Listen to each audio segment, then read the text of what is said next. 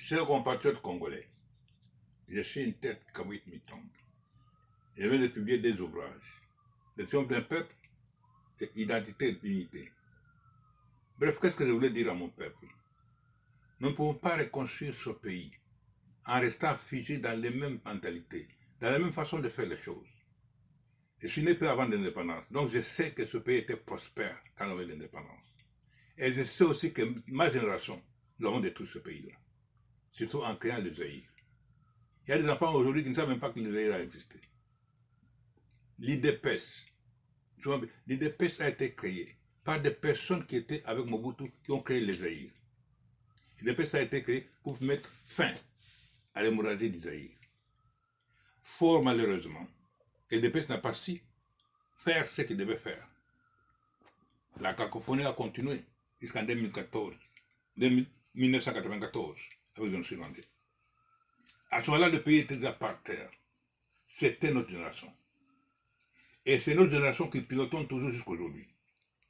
C'est l'IDPS dès le début qui n'a pas su redonner au peuple congolais ce que voulait qu'il ressorte à partir de ce que le Zaïre a fait.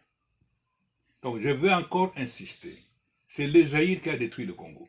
Nous sommes les acteurs de ce Zaïre-là. Et l'IDPS, c'était ça. C'était la réponse à ça. Mais l'IDPS a malheureusement échoué. Et pour ceux qui sont l'IDPS aussi, ce n'est pas l'IDPS d'origine. Donc il y a déjà eu rupture avec l'IDPS. Ça a toujours été l'échec. Cependant, au moment où nous arrivons aux élections de 2018, si on a donné le pouvoir à l'IDPS, c'est pour dire qui a été créé pour redonner au peuple congolais des créances. Donc l'IDPS devait savoir qu'il a été le résultat ou la conséquence d'un pays détruit, les Zaïre. Mais continuer à blâmer les autres, surtout à blâmer ceux qui n'étaient pas là à l'époque des Zaïre. C'est vrai que l'IDPS d'aujourd'hui, ce n'est pas le vrai IDPS. Et surtout encore, si c'est l'IDPS qui garde encore les militants, on ne voit pas où est le changement. C'est ça notre catastrophe. Et tous les partis politiques, vous ne pouvez plus avoir de combattants.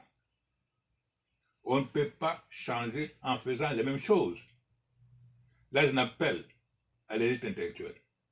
J'entends parler, je suis docteur. Docteur de quoi? Si on ne sait pas donner à notre peuple la sérénité, un pays de justice. On parle de pays de droit. Non. On ne peut pas avoir un pays de droit avec autant de disparités sociales. Le pays de droit, ça veut dire que chaque citoyen a droit au minimum de vie, à la santé, à l'éducation, à la sécurité, à la liberté. Or, notre pays est encore décousu. Le pays est totalement appauvri. Par contre, les politiciens vivent dans l'opulence. Et ce sont les politiciens qui envoient les enfants dans la rue. On parle d'un État. Il ne peut pas y avoir un État de droit avec autant de disparités sociales. Je ne dis pas pour critiquer, mais pour dire que nous devons nous refaire. Nous devons accepter que nous avons échoué. Et si on accepte que nous avons échoué, nous ne pouvons pas réussir. Mais alors on continue à blâmer les autres. Je dis, je parle de la diaspora. Et je suis très clair et sincère. Il ne faut pas m'en vouloir, ce compact. Nous savons tous que nous avons une mauvaise réputation, que ce soit au Congo, que ce soit à l'extérieur. Donc ça ne sert à rien de dire ce cas-là. Non, non. C'est nous comme peuple, nous devons nous refaire. Nous devons avoir ce courage d'aller, nous devons nous refaire comme peuple. Ça n'est pas d'aller crier sur tel, tel. Ça n'est pas d'arrêter tel, tel. Non. Le pays de droit, c'est que chaque Congolais se trouve dans les conditions d'opérer, de rester pour son pays. Que chaque Congolais trouve sa place au Congo. C'est ça un état de droit. Les droits de chaque citoyen. Ce n'est pas la punition.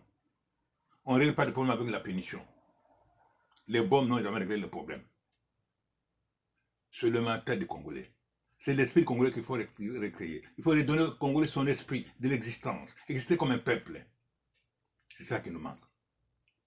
Et pour y arriver, beaucoup de personnes innocentes sont mortes à cause de nous, de notre cruauté, notre atrocité. Je parle comme génération. Je n'implique pas les jeunes. Par comme génération, nous avons été cruels, méchants, malhonnêtes.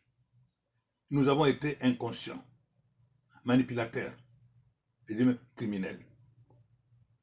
Nous ne continuons pas à exercer le crime de notre peuple. Nous parlons de la communauté internationale, elle n'existe pas pour nous. Le problème, c'est nous comme génération, et j'insiste. Aujourd'hui, il ne s'agit pas de sécurité, pas de Kabila, il s'agit de nous comme peuple. Donc, nous regardons comme peuple. Aujourd'hui, il n'y a pas de coupables. Nous sommes tous responsables. Nous devons reconstruire le pays ensemble. Alors, ne créons pas des zizanies. IDPS, je vous rappelle, que l'IDPS a été créé pour mettre fin au dérapage des Zaïre. C'est ça l'IDPS.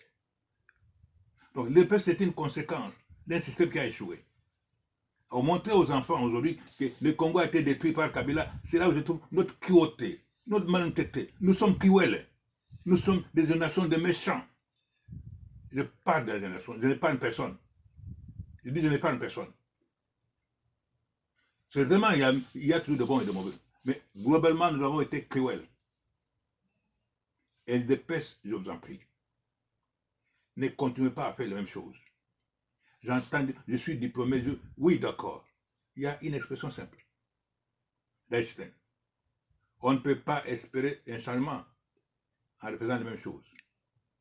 Nous avons la même cassette de nos diplômes. Moi j'ai étudié, moi j'ai fait ceci. Mais quel est le résultat de nos diplômes? C'est la question principale, le résultat. On me dit que Cyril n'a pas étudié. Mais vous qui avez étudié, que ça va donner. Kabila n'a pas étudié, vous qui avez étudié, que ça va donner. Ce qui vient d'arriver. Kabila vient d'arriver. Les 40-50 ans là, que nous avons fait avec nos diplômes.